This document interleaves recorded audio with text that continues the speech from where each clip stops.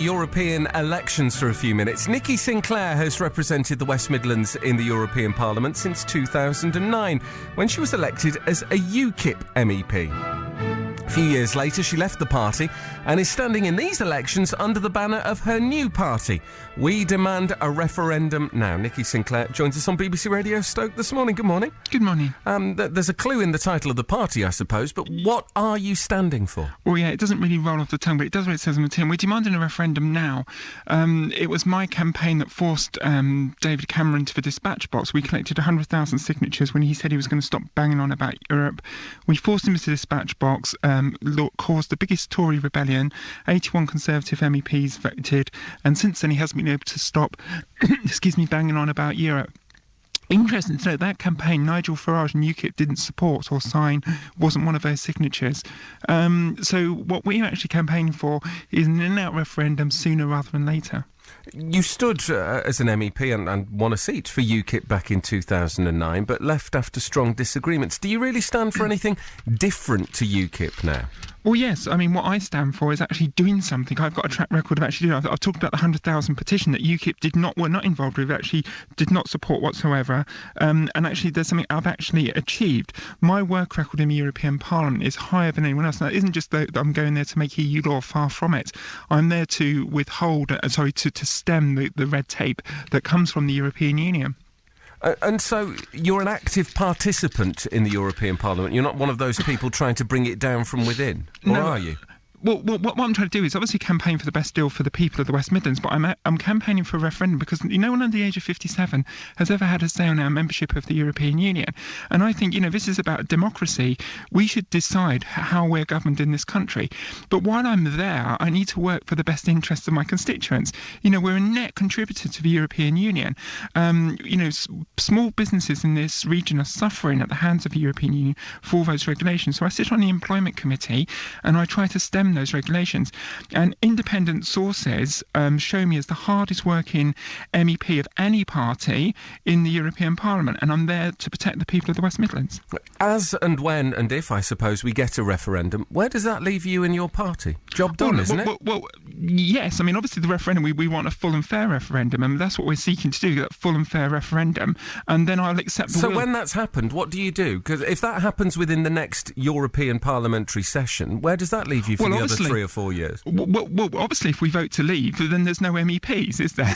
So, what if we vote to stay in? Well, obviously, if we need to vote to stay in, what we would actually do then is proactively do what I'm doing, and I proactively then engage, accept the will of the people, and work for the best interest of West Midlands, as I have done for 5 years. And all independent records show that there's no other MEP from any other party that's worked harder for me, for the people of the West Midlands, and not just in the European Parliament. I'm the only MEP in the whole region, and your listeners will have known, because we've been there in the streets of Stoke and in Newcastle-under-Lyme, etc., around the whole region, mobile surgery, a couple of times a week, speaking to people. No other MEP in the country does that. No other MEP. Don't the large parties split the region into sub-regions, though? So you'll have one for the North and West Midlands, and one for the Middle, and one for the South? No, Labour Party's only had one MEP in this Parliament, and he lives in Islington, London. He doesn't even live in the West Midlands. So they can't split it. They've only had one MEP. And, we don't know how this is going to pan out. This is a very complex election in the West Midlands.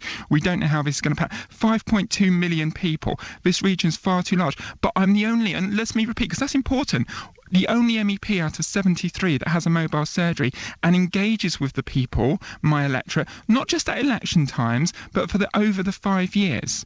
Why aren't all the other MEPs doing that?